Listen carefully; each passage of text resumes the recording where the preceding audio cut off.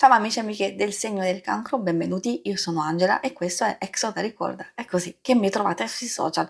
Questo è l'oroscopo settimanale dal 3 al 9 agosto e prima di iniziare vi ricordo che è una stesa generica, prendete solo ciò che vi risuona e se volete potete integrarla col vostro ascendente per avere più informazioni. In descrizione trovate le recensioni dei mazzi usati, i link per acquistarli e i link alle playlist per conoscere il significato delle carte della Sibilla Lenormand e della Sibilla italiana. Vi invito a iscrivervi e abbonarvi al mio canale per sostenere il mio lavoro. Vi ringrazio moltissimo se lo farete o l'avete già fatto. E adesso partiamo, andiamo a vedere le energie principali, poi i segni zodiacali da attenzionare, l'amore, il lavoro e le finanze.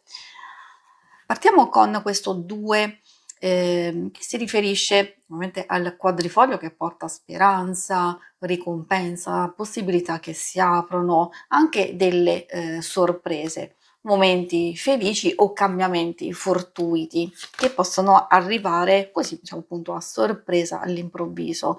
Troviamo anche questa bellissima carta del Giglio che va a sancire nettamente la possibilità di una soddisfazione, di un ottimo risultato, anche di un nuovo equilibrio.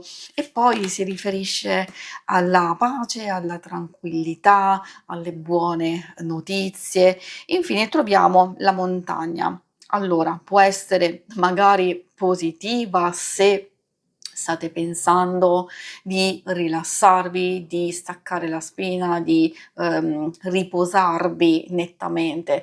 Può essere un po' meno positiva perché spesso si riferisce a dei blocchi, a dei ritardi, a degli ostacoli, un qualcosa che si frappone diciamo tra noi e una cosa che magari ci siamo prefissati di fare, oppure alcune cose purtroppo possono procedere in un modo troppo lento e anche un po' pesante. Quindi qui vi do questa doppia interpretazione in modo tale che voi possiate adattarla a quello che vivete. E i segni zodiacali da attenzionare sono principalmente quelli di terra. E quindi abbiamo Toro, Vergine e Capricorno e anche un po' quelli di fuoco, Ariete, Leone e Sagittario. E adesso procediamo con l'ambito amore. In questa parte della lettura vedremo coppia single, però chi non è interessato o chi vuole anche altre informazioni che possono riguardare un'amicizia, un familiare, eccoci, ci guardiamo insieme. Ovviamente dovete adattare un po' quello che state vivendo. Sia l'arnica e la presenza della ginestra possono parlare di possibili conflitti, dubbi, sospetti, un qualcosa che forse ritorna dal passato, può essere una persona, potrebbe essere qualcosa di fastidioso o qualcosa che magari pensavate di aver risolto. Vedendo la ginestra, visto che si riferisce a sospetti, gelosia, scoprire qualcosa, forse può esserci anche una delusione, quindi in qualsiasi circostanza vi trovate, quando c'è il ripetersi di alcune cose, vuol dire che forse non si sono risolte del tutto e quindi qui dobbiamo magari cogliere l'occasione per non lasciarci sovrastare da queste emozioni, da queste cose che possono essere negative, cercare appunto di utilizzare le nostre migliori energie, quindi di non farci appesantire e magari cogliere quel momento giusto per risolvere alcune dinamiche, alcune cose. Non solo, vediamo che magari soprattutto per i single, questa carta, l'arnica, indica un possibile ritorno, un recupero dal passato di un'amicizia o riconciliazione, potrebbe esserci un ritorno di fiamma. Diciamo che vedendo queste varie informazioni e interpretazioni potete adattare a quello che vivete voi.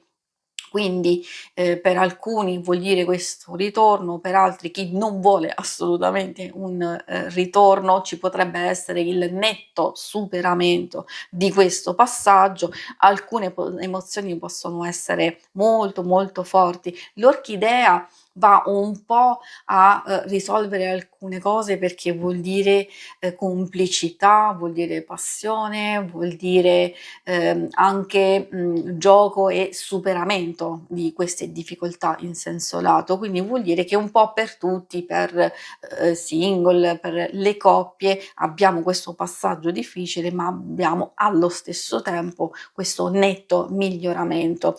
E adesso procediamo con l'ambito, quello più pratico, del lavoro e delle finanze. Ricordo che anche l'orchidea può indicare passione e desiderio, forse sia che proviene dal passato e quindi il riaccendersi della fiamma, ma potrebbe esserci anche una nuova avventura, una nuova conoscenza. Ritornando alla parte più pratica, lettera, ammalato e ladro, non devono spaventare queste carte, perché sempre ricordo che è una stesura generica, e quando arrivano alcune carte diciamo negative, non sono contro di noi, ma in qualche modo vogliono aiutarci a mitigare qualcosa, a addirittura forse eliminare, superare queste difficoltà. In realtà l'ammalato può anche riferirsi a un momento di pausa. Potrebbe essere una pausa forzata, una pausa voluta, perché abbiamo la possibilità di riposarci, di rilassarci. Se siete in vacanza ancora meglio. Magari è vero, possono arrivare delle situazioni spiacevoli, quindi consiglio sempre di fare attenzione quando esce questa carta. Magari ci possono essere delle incomprensioni, oppure abbiamo programmato una cosa e c'è un contrattempo, ci possono essere dei litigi, magari avere a che fare con delle persone che possono essere sfuggenti o inaffidabili. Quindi consiglio di programmare, comunque di fare attenzione alle varie cose intorno a noi. È ovvio che anche quell'aspetto di avvertimento, cioè una possibile truffa, inganno, furto. Non voglio assolutamente spaventare chi mi conosce, cerco comunque di rimanere, di essere realistica e di non nascondere effettivamente il significato della carta. Ovviamente cerco sempre di sostenere e aiutare, ho dato varie informazioni, magari voi potete cercare di capire. Spesso si può trattare anche del fatto che uno si trova in relax e in tranquillità, e c'è quel furto di energia, nel senso che magari qualcuno ci porta ad impegnarci in cose che forse non vogliamo fare, o al momento non siamo in grado di sostenere. Quindi ci sono questi vari aspetti. Per chi è alla ricerca potrebbe esserci una fase o di stop per valutazione e rivalutazione, ricalcolo del percorso di ricerca.